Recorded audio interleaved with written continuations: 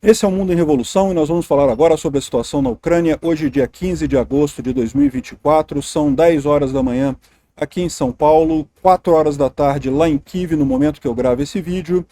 Como eu avisei a vocês, eu estou chegando em São Paulo hoje, então está tudo meio improvisado aqui. Ainda não consegui fazer o check-in no hotel, porque o hotel está lotado, mas está tudo certinho, a gente faz o nosso vídeo de hoje aqui do lado de fora mesmo. A partir de amanhã está tudo normal aqui, né? Bom, de ontem para hoje teve mais um ataque de drones contra várias posições ucranianas aqui, mas mais uma vez nenhum dano significativo. A gente tem a informação sobre os ataques ucranianos que foram feitos contra Voronezh há alguns dias atrás, e temos, lógico, mais um monte de informações aqui sobre novos avanços ucranianos aqui em Koronevo, né? Inclusive a situação aqui na cidade de Olgovka, que a gente tem a informação que os ucranianos tomaram se fingindo ser russos, infiltraram na cidade e tomaram ela dos russos, né? Então, excelente notícia isso daqui, mais informações ucranianas aqui em vários pontos. E a gente tem também uma informação muito curiosa sobre o gasoduto Nord Stream. Parece que realmente foram os ucranianos que explodiram o gasoduto Nord Stream. Olha que coisa, né? Vamos ver o que tem de novidade disso daí, o que foi investigado pela polícia da Alemanha sobre esse caso. E lógico, no final das contas, foi um ataque contra a Rússia, né? E teve o apoio dos países ocidentais. Mas quem fez foi a Ucrânia de qualquer forma. Para aquela galera que gosta de dizer que não, que a OTAN, estamos lutando contra a OTAN e não sei o que lá. Não, a Ucrânia foi lá e fez a coisa contra o interesse da OTAN num primeiro momento, mas depois eles aceitaram e está tudo certo nessa história, né? Vamos falar sobre esses e outros assuntos em detalhes. Essas notícias foram sugeridas por o Mufu, Gafei de Tal, Peter de Sunguinha Rosa em Nova York me seduziu e várias outras pessoas. Obrigado aí ao pessoal que sugeriu notícias lá no nosso site, no wrevolving.com, e obrigado a você que está assistindo o nosso vídeo. Se você gosta do nosso conteúdo, por favor, deixe o seu like, se inscreva aqui no canal, né? Pois bem, então falando sobre a situação aqui, a gente teve um ataque de drones contra a Ucrânia, drones e mísseis, né? Foram 29 drones Shahed 136, isso de ontem para hoje, e mais 3 mísseis Ra-59, né? Os drones foram todos derrubados, os mísseis, nenhum deles foi derrubado, muito provavelmente porque visaram áreas que os ucranianos decidiram que não eram importantes, e daí acharam melhor nem derrubar esses mísseis, deixar eles atingirem os objetivos. Não fazia diferença de qualquer forma, né? A defesa antiaérea tem essa escolha que você tem que fazer, então não é que os ucranianos não consigam derrubar os mísseis, é que muitas vezes não vale a pena derrubar esses mísseis, né? Esses ataques de drones e mísseis russos que têm acontecido nos últimos dias, os russos têm feito justamente como uma forma de estudar as defesas antiaéreas ucranianas, então às vezes é melhor deixar passar mesmo essa coisa, né? Bom, a gente falou alguns dias atrás dos ataques ucranianos contra várias bases russas, né, em Voronezh e outros locais, e a gente tem agora informações mais detalhadas sobre o que atingiu, por exemplo, aqui em Borisoglebsk, particularmente esta base aqui, né, em Voronezh, e a gente tem aqui as informações sobre ela, sobre o que foi destruído. Foi um depósito de munição desse lado de cá e um outro depósito de munição do lado de cá, as duas coisas atingidas aqui e destruídas nessa base aérea ali, né? Isso aconteceu alguns dias atrás. Aqui também a mesma base, a visão do ataque contra ela, dá para ver aqui um bocado de incêndio aqui. Vamos tocar aqui para a gente ouvir, mas não sei se tem alguma informação interessante aqui.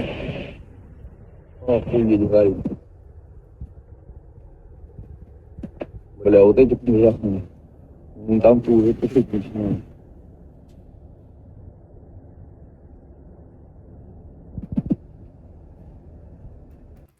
Repara que tem já um incêndio aqui no meio dos tanques de combustível e um outro incêndio maior aqui numa outra base de tanque de combustível também. Corresponde justamente a esses dois conjuntos aqui de prédio, né?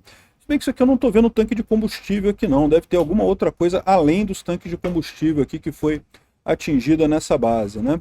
Bom, os partisãos russos a favor da Ucrânia destruíram uma torre de telefone próximo de Moscou, né? Então, lá em Moscou, o pessoal está agindo aí, destruindo torres de celular. E lembra que recentemente os russos fizeram toda uma campanha para identificar pessoas infiltradas, né? Soldados ucranianos infiltrados, uma coisa meio estranha realmente. Está havendo alguma coisa perto de Moscou feita pelos ucranianos, né?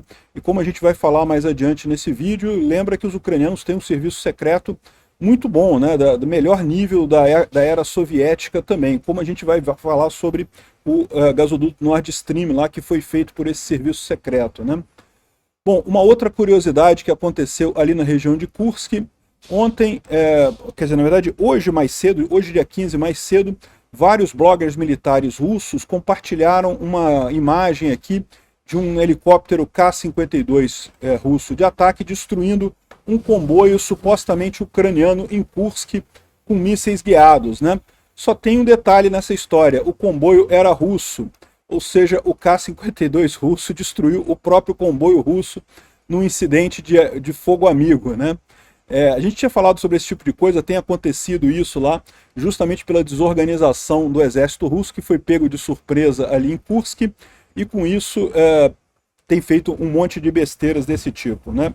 A gente tem aqui algumas atualizações do fronte lá em Kursk, segundo fontes russas, estão em pânico lá em Kursk, né? Admitiram perder o controle de 8 novos vilarejos ali na região, e as forças armadas ucranianas estão fechando ali na região da estrada para Ligov, né? Não é Ligov ainda, é a estrada que vai até Ligov, o que pode cortar suprimentos vitais ali na região, né? A estrada principal entre Glushkovo e Totkino também está sob controle de fogo ucraniano. A gente está falando aqui, tem essa imagem aqui, ó. A gente está falando de Totkino, essa região aqui, ou seja, Glushkovo é essa cidade aqui. Glushkovo ainda está em poder dos russos, mas os ucranianos já estão aqui em Totkino, e a estrada principal já está sob controle a partir aqui, ó. Nagost foi tomada pelos ucranianos e eles já têm poder de fogo sobre a estrada que abastece aqui Totkino e Glushkovo, né? Eles estão no limiar de serem cercados ou capturados. A zona operacional russa já foi expandida para... a zona operacional ucraniana na Rússia já expandiu para 1.200 km², né? Você lembra que há poucos dias atrás falaram sobre 1.000 km², né? A conversa com o Syrskyi e o Zelensky eram 1.000 km², agora já estamos em 1.200, né? A Rússia está desesperadamente puxando reforços de vários lugares na linha de frente da Ucrânia e da própria Rússia, mas é um pouco tarde, é muito pouco e muito tarde, né? Ou seja, a tática de enganar os russos já funcionou. Os ucranianos já conseguiram muitos dos objetivos que eles buscavam ali, né? Apesar de russos falarem que os ucranianos estão diminuindo o avanço ou até retraindo em alguns lugares, a verdade é o exato oposto, né? A ofensiva continua muito forte ali na região. A gente tem visto aqui vários vilarejos sendo tomados aqui pelos ucranianos, né? Tirando a bandeira russa aqui, jogando no lixo a bandeira russa, mais um monte de vilarejos aqui sendo tomados, né? Aqui um outro em Vinezapnoi, também lá em Kursk, né? Também foi tomado pelos ucranianos ali nessa região aqui, né? Novo Ivanovka também foi tomada pelos ucranianos, a gente já tinha essa confirmação, né? Apareceu só mais imagens aqui. E aqui, ó, a melhor indicação de que a Ucrânia ainda está avançando ali em Kursk.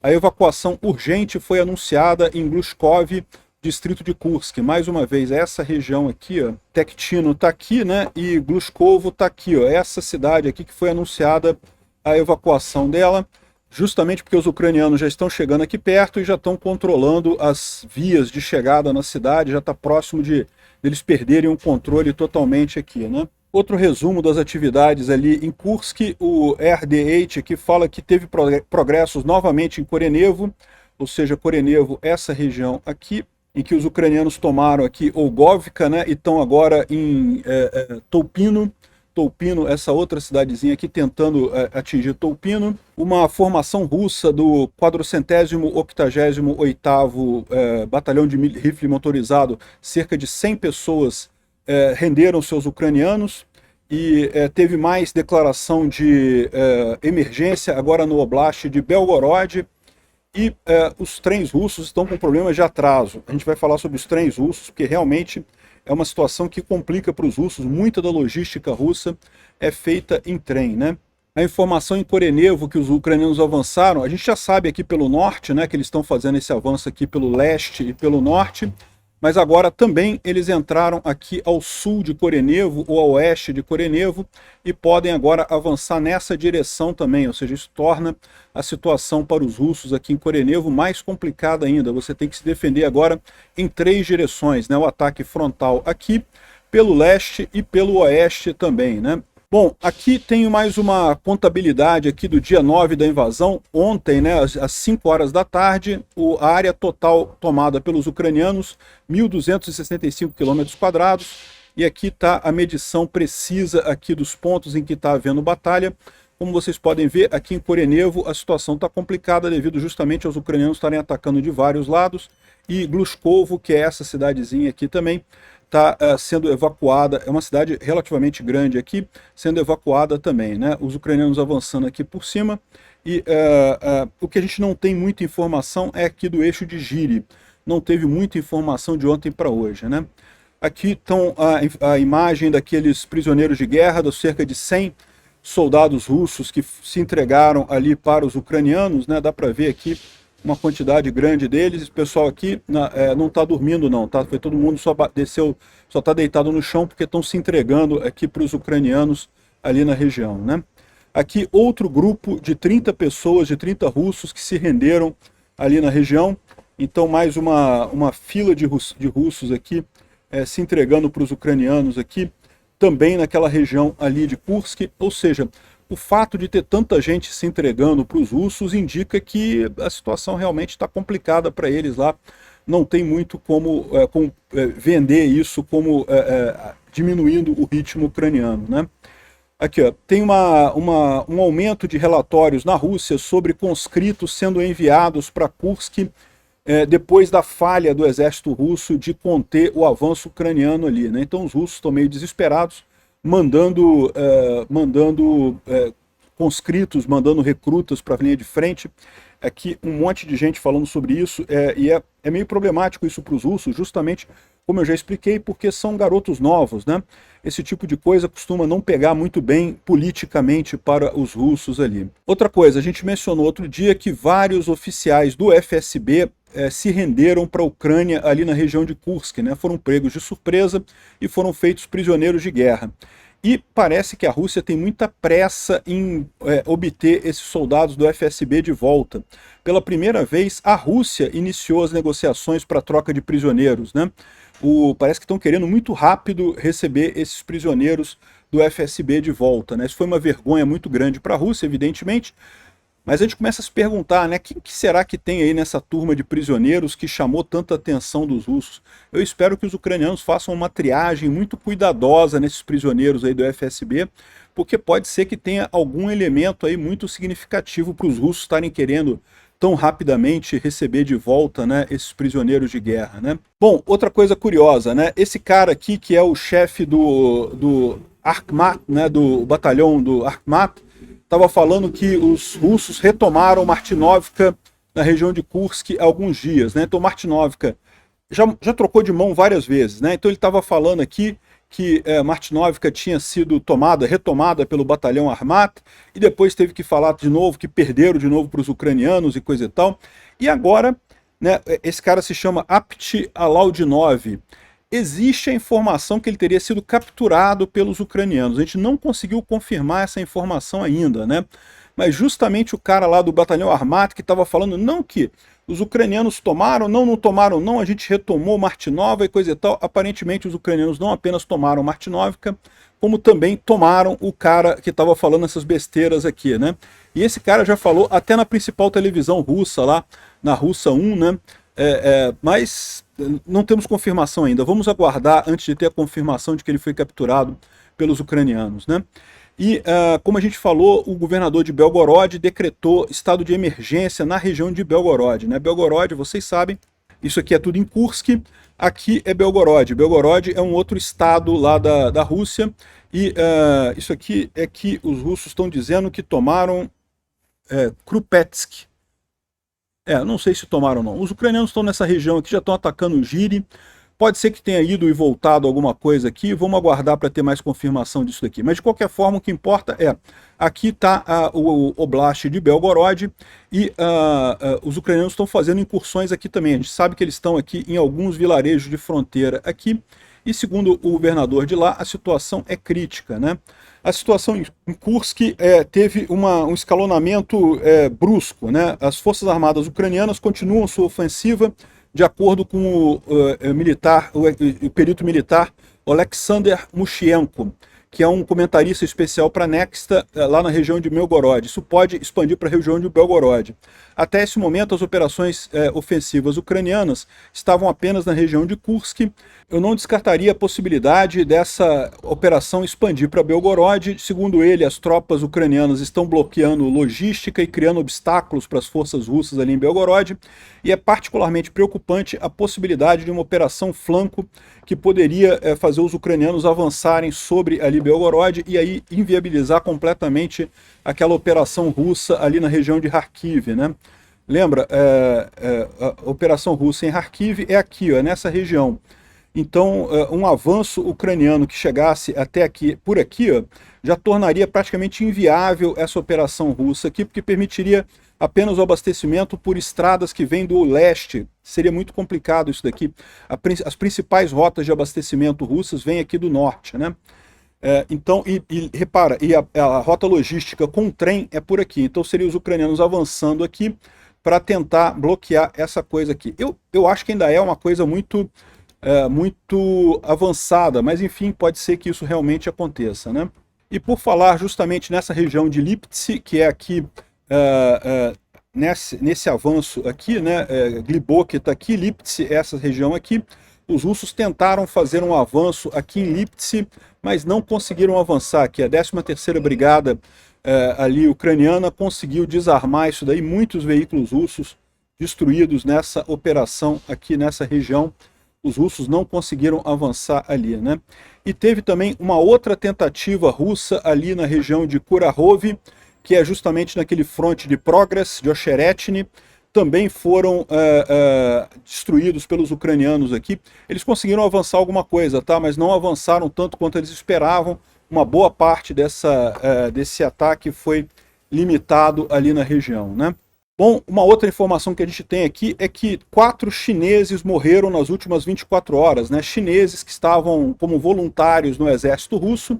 Não é que exista tropas chinesas na Rússia, mas alguns chineses se voluntariaram ali. Tal como tem brasileiros voluntários lá na tropa ucraniana, também tem chineses voluntários na tropa russa e morreram um monte deles agora nas últimas horas, né? Tem o nome de todos eles aqui. É possível que os chineses não gostem muito dessa história aqui, né? Bom, falando sobre a linha de frente, teve mais um pequeno avanço russo aqui na região de New York. Como a gente falou, né? New York, realmente, isso é preocupante. Os russos estão avançando aqui, isso não é uma coisa positiva. São avanços pequenos, tá? Avanços que não fazem muita diferença no final das contas, mas como eu falei para vocês, eu esperava que a essa altura, justamente com a linha de frente lá em Kursk, diminuísse um pouco a pressão por aqui. Os russos ainda estão avançando um pouco por aqui, né? E avançaram também aqui na região de Progress, né? Como a gente falou, o avanço foi limitado pelos ucranianos, mas eles conseguiram tomar Orlivka aqui. É uma cidadezinha aqui nessa região, né? Isso é uma coisa preocupante também. Vamos aguardar como é que vai ser a estabilização desse fronte por aqui nos próximos dias, né? Aqui em Krasnohorivka, nenhuma mudança significativa por aqui. E basicamente é isso que nós temos de informações sobre a linha de frente, né? A Ucrânia continua distribuindo ajuda humanitária ali na região de Kursk. Já estabeleceram aqui um posto de ajuda para residentes ali em Sudzha, né? Os residentes da região ficam ali sem comunicação, não conseguiram ser evacuados pelos russos, então os ucranianos estão estabelecendo ali rotas de apoio humanitário para os residentes russos ali em Sudzha, bem como jornal e coisa e tal, televisão, já tem toda a programação feita ali na região de Kursk, recentemente anexada pela Ucrânia, né? O Instituto para Estudo da Guerra fala que os ucranianos continuam avançando ali em Kursk com um ritmo um pouco menor dos últimos dias, né? Eu acredito, isso é esperado, né? Não tem como você manter o mesmo ritmo dos últimos dias. O puxão inicial, que foi pegar eles de surpresa, isso você consegue um avanço muito mais significativo. Depois disso, você tem uma limitação disso daí, né? Continuam avançando, isso é que é um ponto importante. Os russos ainda estão tentando estabilizar a linha de frente por ali, né? Bom, aqui uma coisa curiosa, isso daqui são drones FPV usando fibra ótica, cabos de fibra ótica ao invés de conexão de rádio na região de Kursk, né? Essa imagem aqui é de drones russos fazendo isso, né? Tanto que você vê a qualidade de imagem muito boa, justamente porque tem um cabo de fibra ótica até o drone. Eu fico imaginando como é que isso funciona, né? Ou seja, o drone está ligado com um cabo de fibra ótica, você não tem uma distância muito grande. Você não consegue cobrir uma distância muito grande, mas você fica livre de qualquer tipo de tentativa de interferência ou problema desse tipo. Então, no final das contas, é algo que realmente você consegue melhorar, né, e fazer uma situação de combate muito melhor, né? Inclusive, as unidades de drone ucranianas também têm esse tipo de protótipo em drones similares, ou seja, isso é uma coisa que ambos os lados estão usando agora, drones com fibra ótica. Olha que coisa, né? Mais um avanço que o pessoal está usando aqui nessa região, né? Bom, a gente tem informação de um problema de colapso na Rússia de trens, tá? Uma série de atrasos em trens devido justamente a problemas de manutenção, né? Toda a ferrovia entre Belarus e Smolensk está sendo atrasada, está com atrasos, está com problemas, justamente devido a problemas de manutenção ali nos trens, né? Agora é uma coisa estranha, será que tem operação ucraniana aqui em Briansk? Porque lembra, né? Essa ferrovia passa justamente entre Belarus e Smolensk, passa pela região de Briansk. E daí, né, pode ter sido, né? Haviam preocupações dos russos ali com operações ucranianas ali na região de Briansk, né? Não temos essa informação ainda. A informação que a gente tem é justamente de que estão havendo atrasos seguidos nessa região ali, né? E bom, olha só, a Alemanha emitiu um mandado de prisão contra um mergulhador ucraniano acusado de sabotar os gasodutos do Nord Stream. Ou seja, parece que finalmente desvendaram esse caso do Nord Stream e foram os ucranianos que fizeram mesmo, né? Saiu essa reportagem aqui que está no Globo, mas repara que aqui eles estão colocando como se fosse um mergulhador ucraniano. Na verdade, não foi um mergulhador ucraniano. Foi uma unidade do serviço secreto ucraniano que fez isso. O que saiu no Wall Street Journal é que o pessoal alugou um iate e fez justamente a sabotagem do Nord Stream, né? Foram os ucranianos mesmo para prejudicar os russos que fizeram o ataque. Saiu a história agora, né? Lembra quando o pessoal russo não gosta de dar crédito para os ucranianos, né? Não é ucraniano, não, foi a CIA, foi os Estados Unidos, foi não sei quem que fez a explosão e não sei o que lá. E não foram os ucranianos mesmo, né? Tem a história aqui que o plano foi feito pelos ucranianos, chegou a ser aprovado pelo Zelensky, mas quando a CIA ficou sabendo, mandou puxar o plug, né? Mandou desligar isso daí, não fazer esse tipo de coisa, né? E o Zaluzhny ignorou a ordem do Zelensky e seguiu em frente e fez o ataque. Então agora a gente sabe por que o Zaluzhny foi retirado do comando das tropas ucranianas, né? Ou seja, ele fez esse ataque contra o Nord Stream, contra o que queriam os americanos, contra o que queria a CIA, né? E os russos vão continuar falando a lorota de que, não, estamos lutando contra a OTAN e coisa e tal. Não, a Ucrânia foi contra o interesse da OTAN, no final das contas, e fez isso daqui, né? Em maio de 2022, um grupo de oficiais ucranianos estavam comemorando o sucesso contra a invasão russa, né? Os ucranianos conseguiram finalmente parar a invasão russa em determinado momento, em maio de 2022, e inclusive os russos saíram do norte lá da Ucrânia, e aí tiveram essa ideia de fazer o ataque contra o Nord Stream, né? Os ucranianos iriam fazer o ataque independente, não tem esse negócio, a Ucrânia não é um fantoche da CIA, como os russos adoram dizer e coisa e tal. Eles foram lá, planejaram e iam fazer a coisa. E isso secretamente, sem avisar ninguém, sem avisar a CIA, sem avisar a OTAN, sem avisar ninguém. Chegou a ser aprovado esse plano, mas aí um agente secreto da Holanda descobriu essa situação toda, né, o Serviço Secreto da Holanda descobriu isso daí, avisou a CIA entrou em contato com o Zelensky e pediu para não fazer. O Zelensky mandou parar isso daí, mas o Zaluzhny foi lá e fez do mesmo jeito, né? E daí é aquele negócio, né? Para quem acha que a Holanda, que a Ucrânia tá muito do lado da OTAN, aí você entende também porque que a OTAN não mandou tanta arma para a Ucrânia, né? Eles sabiam disso tudo, lógico, já sabiam há algum tempo disso daí, né? Ou seja, no final das contas, a posição oficial da Ucrânia e da Alemanha agora é que tudo bem, né? Foi um atentado contra a Rússia e coisa e tal. Eles só esperavam que a Ucrânia tivesse cooperado melhor com a OTAN, tivesse se avisado o pessoal antes, né? No final das contas, a operação foi considerada um sucesso, uma vez que fez com que a Rússia tivesse menos poder sobre os países da Europa, né? Ou seja, foi uma operação bem sucedida. A informação verdadeira saiu agora. É isso daí, meu amigo. Não, a Rússia não está lutando contra a OTAN ou contra a CIA. Está lutando e perdendo a guerra para a Ucrânia mesmo, né? Impressionante essa operação ucraniana. Obrigado por assistir o vídeo até o final. Se gostou do conteúdo, não esqueça de deixar o seu like. Isso ajuda o canal a crescer e a chegar para mais gente. Se não gostou, deixe o dislike e explique nos comentários como podemos melhorar. Comente também sugestões de temas que podemos trazer por aqui. Comentários insultuosos ou defendendo ditaduras e criminosos de guerra serão sumariamente bloqueados. Agradeço a compreensão. Se ainda não é inscrito no canal, considere se inscrever clicando no botão inscrever-se abaixo e marcando a campainha para todos os avisos. Se quiser ajudar o canal, veja no nosso site como você pode fazer isso.